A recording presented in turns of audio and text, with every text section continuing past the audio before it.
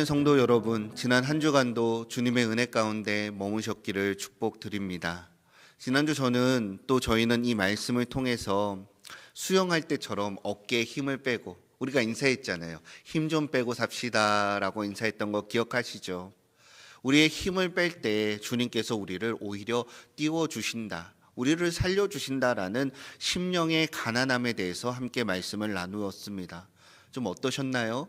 지난 한 주간 삶의 현장에서 특별히 우리의 마음이 어렵고 우리의 마음이 무거워지고 때로는 우리의 마음이 너무나 가벼워져서 우리의 마음이 한없이 높아지는 교만한 순간에 어깨를 으쓱 한번 툭 떨어뜨리며 주님, 당신 앞에서 힘을 뺍니다, 그렇게 기도해 보셨는지요?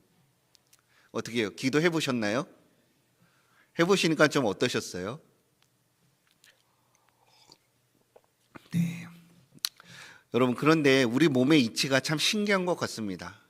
잔뜩 긴장해서 힘을 딱 주고 있으면 어떻습니까? 아무리 아파도 정신을 똑바로 차려야겠다, 힘을 딱 주고 있으면 아픈 줄도 몰라요. 그런데 긴장이 탁 풀리는 순간, 그 버텨야 되는 순간이 다 지나는 순간, 아, 이제 끝났구나라고 하면서 우리의 몸이 힘에 쭉 빠지게 되면 어떻습니까? 그때부터 몰랐는데 여기저기서 막 팔도 쑤신 것 같고 다리도 저린 것 같고 막 여기저기 아픈 데가 막 느껴지는 것을 경험해 보지 않으셨습니까? 우리의 영혼도 마찬가지예요. 내가 다 책임져야 돼, 내가 해결해야 돼 라고 하면서 힘을 주고 살 때는 우리는 몰라요. 내 마음이 얼마나 병들어 있는지, 내 마음이, 내 영혼이 얼마나 아픈지를 우리는 모르고 살았습니다. 그런데 하나님 앞에서 주님, 저는 아무것도 아닙니다 라고 심령의 가난함을 고백하며 우리의 힘을 빼는 순간, 우리 내면의 깊은 곳에 감추어 두었던 깊은 슬픔과 아픔들이 비로소 우리에게 보여지기 시작하고요, 우리가 그것을 느끼게 되는 것이죠. 그래서 오늘 주님은 팔복의 두 번째 계단을 통해서 우리에게 이렇게 말씀하십니다. 사랑하는 아들아, 많이 아프지? 사랑하는 딸아, 많이 아프지? 아프면 참지 말고 울어라. 실컷 울어도 괜찮다. 어디서요? 아버지의 품 안에서. 우리 주님이 말씀하시죠. 내 품 안에서 마음껏 울어라. 울어도 괜찮다라고 말씀하시는 것이죠. 사랑하는 성도 여러분, 우리는 살면서 이런 이야기를 참 많이 들으셨죠. 저도 많이 들었는데요. 남자는 태어나서 딱 3번만 우는 거야. 그 이후에는 절대로 울면 안 돼.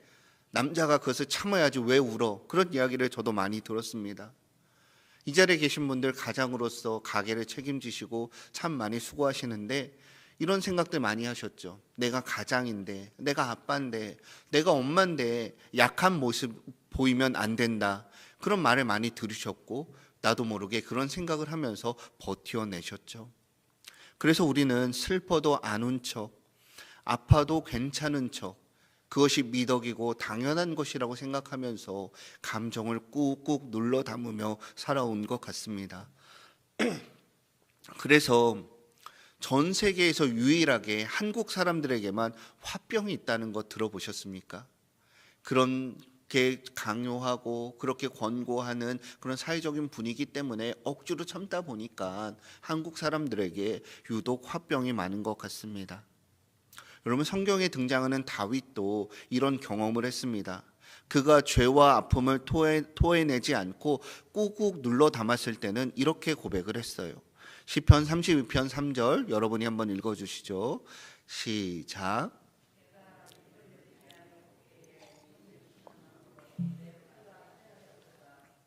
아멘. 여러분, 이것이 바로 토해내지 않고 그 안으로 가득 쌓을 때 다윗에게조차도 이런 일이 있었다라는 것이죠.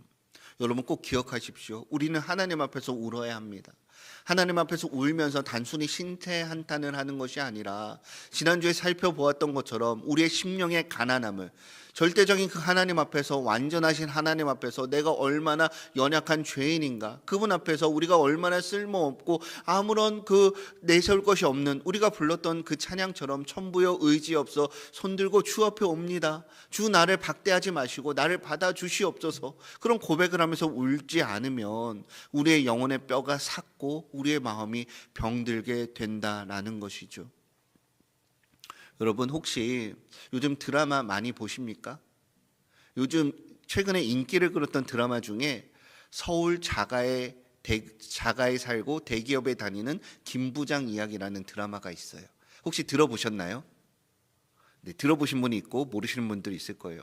거기 나오는 김 부장은 이 시대의 가장들을 대표하는 인물이라고 합니다. 그리고 어쩌면 입지전적인 인물이에요.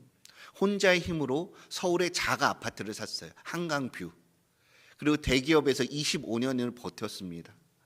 그래서 어느 날 가족들을 다 모아놓고 이렇게 이야기를 해요. 그 아파트에서요. 이 집은 내 50년 인생의 트로피이다. 회사에서 피 터지게 일해서 아파트 한 채를 샀다는 자부심으로 하는 말이죠. 하지만 그 드라마를 후반부를 보면 그 내면에 있는 불안함과 두려움과 아픔들이 적나라하게 드러납니다. 그리고 많은 사람들이 그것에 공감을 했습니다. 사실은 그렇게 말하지만 그 속에 얼마나 불안이 있겠어요. 매일 그 명예퇴직 공고가 올라오고 치열한 경쟁 속에서 내가 밀리지 않을까. 이번에 진급이 되지 않으면 퇴직을 해야 되는데 퇴직을 하면 무엇을 할까? 그런 고민들을 하고 있어요. 그런 불안함이 그 김 부장의 대사 내면에 담겨져 있습니다.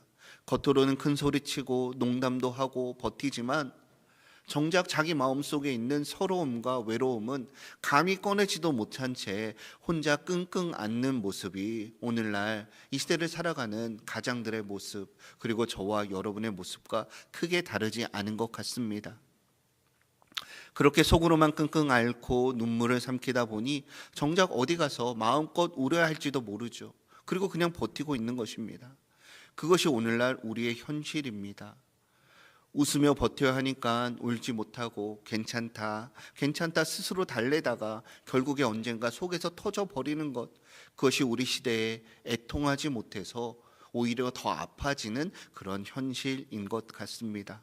사랑하는 여러분, 오늘 이 아침에 억눌렸던 우리의 마음의 빗장을 여시고 사랑하는 우리 주님 앞에서 인자하시고 자비로우시고 노하기를 더디하시며 우리의 모든 아픔과 우리의 슬픔을 다 아시고 우리 인생의 모든 걸음을 주관하시며 선한 길로 인도하시는 그 아버지 품에서 마음껏 울 수 있는 은혜가 있기를 바랍니다. 그리고 주님 품에서 흘리는 그 눈물이 약해져 있는, 썩어져 가는 그런 우리의 영혼을 살리는 약이 될 줄로 믿습니다. 여러분, 오늘 본문 4절 말씀을 다시 한번 읽어볼까요? 시작. 아멘. 우리 주님은 웃는 자가 복이 있다라고 하지 않으셨어요. 오히려 어떤 자가 복이 있다라고 했습니까? 애통하는 자, 눈물을 흘리는 자가 복이 있다라고 합니다. 그 드라마 안의 김 부장처럼 우리도 눈물 터질 일이 산더미이죠. 정작 울지 못하고 버틸 때가 대부분입니다. 그런데 주님은 그런 우리에게 괜찮아, 울어도 복이 있다라고 하면서 애통하는 자가 복이 있다라고 말씀하시는 것이죠. 왜 그렇습니까? 그 흘리는 그 눈물 속에서 오랫동안 굳어져 있던 우리 영혼의 감각이 되살아나기 때문입니다. 사랑하는 여러분, 본문에서 사용된 애통이라는 단어는 헬라어로 펜테오라고 합니다. 이 단어는 단순히 기분이 좀 우울하거나 내 주가가 떨어지고 내가 속상하는 그런 정도의 슬픔이 아닙니다. 사랑하는 사람, 너무나 사랑했던 사람을 잃었을 때처럼 그때 우리 속에 우리가 창자가 끊어질 정도로 아프다라는 그런 표현을 써보지 않으셨나요? 바로 그토록 지독한 그 아픔, 가장 깊은 슬픔을 뜻하는 단어가 오늘 본문에 등장하는 애통하다라는 단어입니다. 그냥 보통 슬픈 게 아니라 세상 없이 슬픈 것이죠. 여러분, 무엇이 그렇게 슬플까요? 그것은 바로 성경에서 말하는 이 애통은 하나님 앞에 심령이 가난한 자로 섰을 때 그 하나님 앞에서 비로소 발견하게 되는 나의 있는 내 깊은 내면의 죄를 발견하게 되고 그 참담한 현실을 마주하고 하나님 앞에서 흘리는 그 눈물, 그 슬픔이 여기서 말하는 애통입니다. 지난주에 확인했던 것처럼 내가 영적으로 완전히 파산한 가난한 자이다, 심령이 가난한 자이다라는 것을 깨닫고 나니 하나님 앞에서 내 모습이 너무나 비참해서 너무나 부끄러워서 견딜 수가 없어서 흘리는 눈물이죠. 하나님, 내가 어쩌다 이렇게 망가졌습니까? 하나님을 사랑하고 하나님을 찬양하고 하나님에 대한 열심이 있었는데, 하나님 한 분만으로 만족하며 하나님으로 기뻐하면서 살았는데 어느 순간인가 그것이 다 사라져 버렸습니다. 하나님으로 채우지 못하고 하나님의 은혜로 채우지 못하고 세상의 다른 것들에 내 마음을 뺏기며 하나님보다 그들을 더 사랑하며 제가 살아갔습니다. 입으로는 하나님을 사랑한다라고 고백하고 경건한 척 거룩한 척 했지만 나는 너무나 참담하고 추악한 죄인입니다. 그것을 고백하며 하나님, 내 안에 선한 것이 아무것도 없습니다. 내 고집과 욕심 때문에 내 가족이 상처받았고 내 교만 때문에 사랑하는 주님을 아프게 했습니다. 주님, 저를 불쌍히 여겨 주시옵소서. 그렇게 고백하며 내 연약함과 내 죄를 직시하며 가슴을 치는 것, 이것이 오늘 본문에서 주님이 말씀하시는 거룩한 애통인 것이죠. 하나님께서는 선지자를 통하여 우리에게 이렇게 말씀하셨습니다. 너희는 옷을 찢지 말고 마음을 찢고 너희 하나님 여호와께로 돌아올지어다. 사랑하는 여러분, 오늘 주님께서 저와 여러분에게 원하시는 것은 겉으로만 슬픈 척하는 그런 멋진 제스처, 그냥 멋진 연기가 아니라 정말 주님 앞에서 진실된 마음으로 애통하고 통회하며 눈물 흘리며 하나님 한 분만으로 내가 충분합니다. 그런데 하나님 아니라 다른 것을 찾고 있었습니다. 하나님, 저를 불쌍히 여겨 주시옵소서. 그렇게 고백하는 그 마음 그 자체라는 것을 잊지 마시기를 바랍니다. 여러분, 이것은 우리가 살면서 서러움에 복받쳐서 감정에 복받쳐서 흘리는 그런 눈물과는 차원이 다른 것이죠. 거듭 강조하지만 하나님과 우리의 관계가 곤고한 줄 알았는데, 나는 괜찮은 줄 알았는데, 다른 사람들은 다 몰라도 허 목사는 괜찮은 줄 알았는데 알고 보니 내가 제일 문제였구나. 하나님을 사랑하지 않고 하나님을 예배하지 않고 하나님과의 관계가 완전히 깨어졌구나. 그것을 아파하고 내 죄 때문에 지금도 십자가에 달려 피 흘리신, 상처 입고 여전히 나를 기다리시며 내가 박대하고 내가 멸시할 때 저 차가운 문 밖에서 여전히 문을 두드리시며 나와 함께하기를 기다리시고 고대하시는 그 주님의 마음을 발견하며 흘리는 눈물인 것이죠. 사랑하는 여러분, 그 주님의 마음을 알게 되면 비로소 우리가 주님의 시선으로 우리 주변의 사람들을 볼 수 있게 되는 것이죠. 그것이 옳은 줄 알아서 어쩌면 내 자존심을 세우기 위해서 우리는 배우자의 가슴에 못을 박으며 살아왔습니다. 자녀들을 사랑한다라고 했지만 어느 순간인가 우리의 자녀들을 내 소유물처럼 대할 때가 있었죠. 그리고 그때는 내가 옳은 줄 알았습니다. 근데 주님 앞에, 변함없는 주님의 사랑 앞에 서보니 그것이 다 나의 교만이요 내 고집이었다는 것을 깨닫게 되고 함께 울게 됩니다. 여러분, 고린도후서 7장 10절 말씀을 함께 읽어봅시다. 시작. 하나님의 뜻대로 하는 근심은 후회할 것이 없는 구원에 이르게 하는 회개를 이루는 것이요 세상의 근심은 사망을 이루는 것이니라. 아멘. 하나님께서는 바울을 통하여 두 가지 근심을 말씀해 주셨어요. 사망에 이르는 근심과 구원에 이르게 하는 근심이 있습니다. 여러분, 기왕 근심하는 거 구원에 이르시는 게 좋죠. 두 번째는 여쭤보지 않아도 너무나 당연한 것입니다. 그런데 여러분, 우리가 세상에서 돈 때문에 눈물을 흘리고 자존심 때문에 눈물을 흘리고 거기에만 머물러 있으면 어떻게 됩니까? 그것이 치유가 되고 회복이 됩니까? 그러면 마음껏 우십시오. 하지만 그런 눈물은 어떻게 되는지 우리는 알고 있잖아요. 우리를 다시 한번 일으켜 세워주는 것이 아니라 더 깊은 원망으로 우리를 끌고 갑니다. 그렇게 울다 보면 더 깊은 쓰라림 속으로 들어가게 되고 결국 오늘 고린도후서가 말하는 것처럼 그 사망의 자리에 우리를 끌고 가게 되는 것이죠.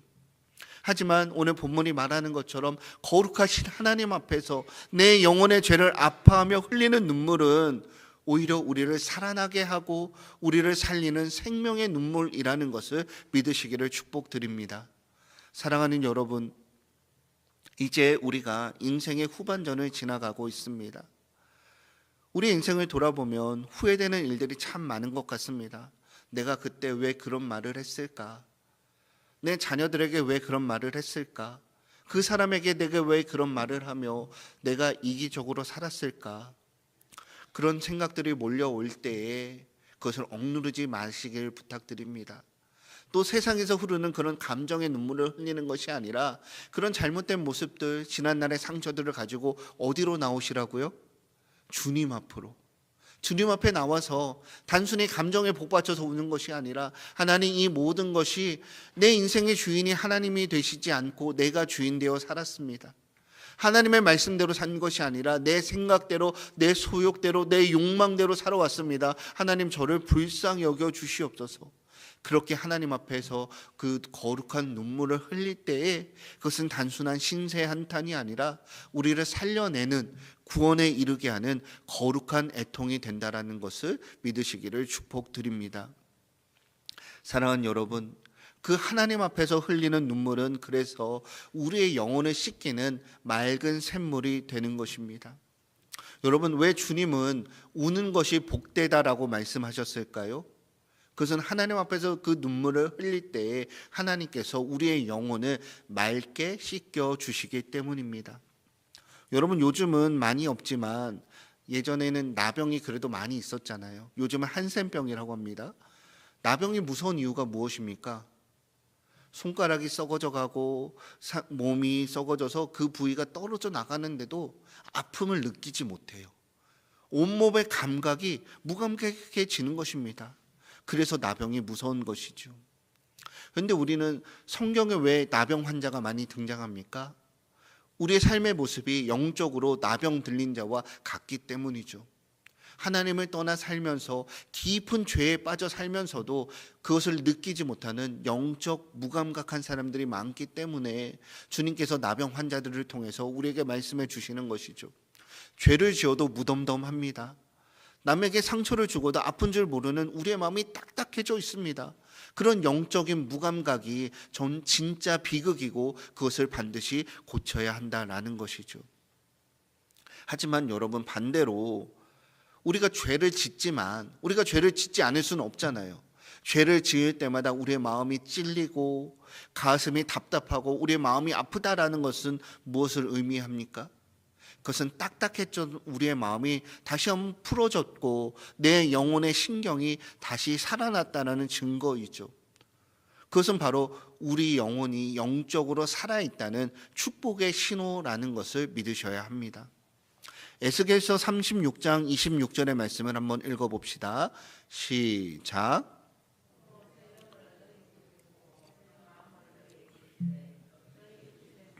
그 마음을 제거하고 부드러운 마음을 줄 것이며.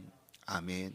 여러분, 말씀드렸던 영적으로 나병 환자들, 영적으로 무감각한 사람들은 굳은 마음을 가지고 살아가는 사람들이에요. 에스겔 당시에 이스라엘 백성들이 그렇고요. 이 땅에 찾아오신 주님이 말씀하실 때에도 많은 사람들은 마음이 굳어져서 그 말씀을 받아들이지 못하고 오히려 주님 손에 들린 떡이 무엇이 있는가, 그것을 통해 내가 한 자리를 할 수 있지 않을까, 그것만을 바라보며 살아갔죠. 이 시대를 살아가는 우리의 모습도 다르지 않습니다. 주님을 사랑한다라고 하지만 주님보다는 주님께로 오는 그런 것들이 더 목적이 되어서 그것이 완전히 바뀌게 되고 그것이 주어지면 주님께 감사할 때도 있습니다. 하지만 대부분은 주님 외에 다른 세상의 마음을 빼앗기고 다른 것에 내 인생의 자리를 기꺼이 내어주며 살아가는 딱딱한 마음을 가지고 있죠. 하지만 주님께서는 그 마음을 제거해 주시고 부드러운 마음을 주신다라고 약속하셨습니다. 우리가 주님 앞에서 눈물을 흘린다라는 것은 그 굳어진 마음이 풀어져서 부드러운 마음이 되었고 비로소 주님의 말씀을 알게 되고 심령이 가난한 우리의 모습을 보며 눈물을 흘리게 되고 있다라는 것이죠. 여러분, 혹시 안구 건조증 때문에 고통받으시는 분이 있으신가요? 안구 건조증은 무엇입니까? 눈에 눈물이 마르는 거예요. 그래서 눈이 뻑뻑해지고 아파서 앞을 볼 수가 없습니다. 우리 영혼도 마찬가지인 것 같아요. 하나님 앞에서 흐르는 영혼의 눈물이 마르게 되면 우리의 마음이, 우리의 전 인생이 빡빡해지고 사는 게 짜증스럽지 않습니까? 하나님도 보이지 않아요. 그냥 단순히 내가 기준이 되어서 나에게 도움이 되는가, 나에게 도움이 되는가, 아니면 그것도 잘 안 보여요. 누가 나를 공격하는가, 누가 나를 아프게 하는가, 누가 나의 원수인가, 그것을 판단하면서 그 사람을 저주하고 정죄하며 또 그 사람을 이기지 못하는 내 자신을 한탄하면서 우리가 살아가는 것이죠.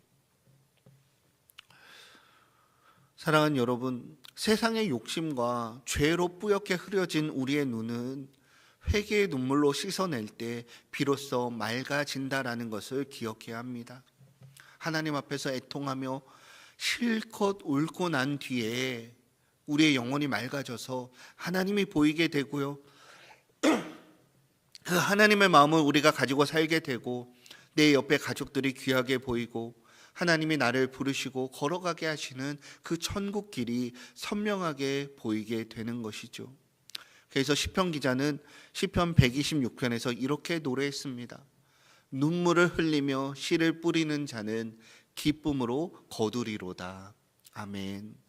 사랑하는 여러분, 메마른 땅에는 결코 씨앗이 자라지 못합니다. 비가 촉촉히 내리고 그 땅에 그 수분이 스며들어야지만 싹이 나고 자라나고 열매를 맺게 되죠. 우리의 인생도 마찬가지입니다. 딱딱하고 굳어진 마음에는 하나님께 주신 은혜의 열매가 도저히 맺어질래야 맺어질 수가 없습니다. 다 튕겨내는 것이죠. 우리가 주님이 말씀하셨던 씨 뿌리는 비유를 기억하죠. 길가에 놓인 그 씨앗은 어떻게 됩니까? 사람들이 지나가다 밟고 발로 차고 그래서 다 없어져 버리는 것이죠.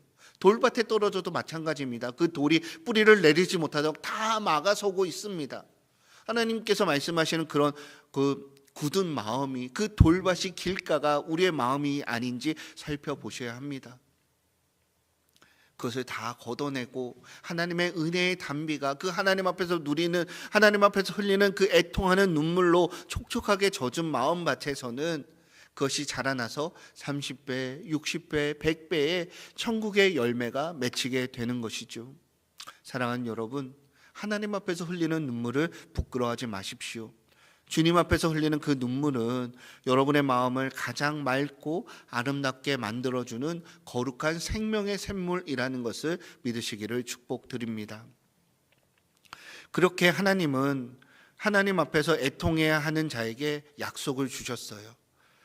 오늘 우리에게 주시는 약속이 무엇입니까? 그들이 무엇을 받을 것이요?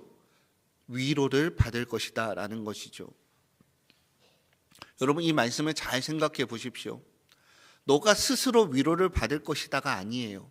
위로를 받을 것이다. 누군가 우리에게 주어진다라는 수동태로서 이 말씀이 기록되어 있습니다. 사랑하는 여러분, 여러분 힘들 때 누구를 찾아가세요? 힘들 때 무엇을 하세요? 어떻게 하면 여러분의 스트레스가 해소가 되고 여러분의 피로가 풀리게 되십니까? 많은 사람들은 맛있는 것을 먹고 여행도 가고 사우나도 하고 친구 만나 수다를 떨기도 하죠. 하지만 그런다라고 해서 참된 위로가 경험되지 않습니다. 물론 그 순간은 즐겁죠. 하지만 그것이 지나게 되면 깊은 공허함이 다시 몰려오게 되고 또다시 어쩌면 좀 더 강력한 자극을 찾아가면서 결국 위로받지 못하는 우리의 모습을 보게 됩니다. 사랑하는 여러분, 참된 위로는 위로부터 위에 계신 하나님께로만 주어지는 선물이라는 것을 잊지 마시길 바랍니다. 우리 한번 따라해 볼까요? 참된 위로는 위로부터 주어집니다. 기억하기 쉬우시죠? 위로는 위에서 찾으시면 됩니다. 여러분, 여기서 위로는 헬라어로 파라칼레오라는 단어인데 두 가지 뜻이 함께 있어요. 첫 번째는 곁으로, 그리고 두 번째는 부르다라는 단어가 위로라는 단어 안에 함쳐져 있습니다. 즉 하나님께서 여러분 곁으로 다가와서 나를 불러주시는 것이죠. 한번 생각해 보십시오. 내가 슬퍼하는 그 자리에 너무나 사랑하는 주님이 바로 앞에 계시는 거예요. 내가 실패하고 낙심하고 그 주저앉아 있는 그 자리에 아무도 나를 몰라주지 않아서, 나를 알아주지 않아서 너무나 속상하고 끝없는 눈물을 흘리는 그 자리에 누가 계신다고요? 바로 내가 그토록 사모하는 주님께서 그 자리에서 함께 계신다라는 것이죠. 그것이 바로 진정한 위로입니다. 이사야 66장 13절에 보면 어머니가 자식을 위로함 같이 내가 너희를 위로할 것인즉 너희가 예루살렘에서 위로를 받으리리라고 말합니다. 여러분, 어린 시절에 여러분의 자녀들이 밖에서 나가서 넘어져서 울고 있을 때 모든 부모가 마찬가지예요. 바로 달려가서 그 아이를 안고 품에 꼭 안아주면 괜찮아, 많이 아팠지? 내가 다 알아. 아빠가 왔으니 괜찮아, 엄마가 왔으니 괜찮아, 그러면서 그 아이의 등을 토닥여주는 장면들을 한번 생각해 보십시오. 그러면 그 아이가 계속 울까요? 울지 않을까요? 대부분은 울음을 멈춥니다. 정말 깊은 상처가 나면 아파서 계속 울기도 하겠죠. 하지만 그 아이는 왜 울었습니까? 너무나 아파서 그 상처보다 깜짝 놀라고 마음이 다쳐서 울었던 것이죠. 하지만 그 엄마의 품에, 아버지의 품에 안긴 순간 상처는 여전히 남아있지만 엄마가 내 옆에 있다는 사실, 아빠가 내 옆에 있고 엄마가 내 아픈 상처를, 내 아픔을 안다는 사실 때문에 눈물을 흘리기는 하겠지만, 상처는 남아있지만 그 마음의 위로를 얻게 되는 것 아닙니까? 사랑하는 여러분, 인생의 후반전을 지나며, 후반전이 아니고 오후라고 할게요. 오후를 지나며 5학년을 지나시고 6학년을 지나시고 7학년을 지나고 계신데요, 살면서 우리의 마음이 텅 빈 것처럼 허전하고 외로울 때가 참 많으시죠. 여러분, 저도 이제 인생을 아주 조금 살다 보니까 그런 감정들을 조금 알게 되는데요, 제가 집에 앉아서 저녁에 이제 책을 보고 시간을 보내고 있으면 제 친구들한테 한 번씩 전화가 와요. 어린 시절 초등학교, 중학교 친구들이요. 이 친구들은 교회를 다니지 않는 친구들입니다. 그 친구들이 전화한 거예요. 그러면 이야기를 해요. 허 목사 뭐해? 나 뭐 설교 준비하지, 기도하고 있지, 뭐 하고 있지, 그렇게 얘기를 하죠. 그러면 그 친구들 대뜸 말해요. 허 목사 요즘 내 기도해? 내 기도 좀 해줘. 그럼 제가 말합니다. 너 또 술 마셨냐?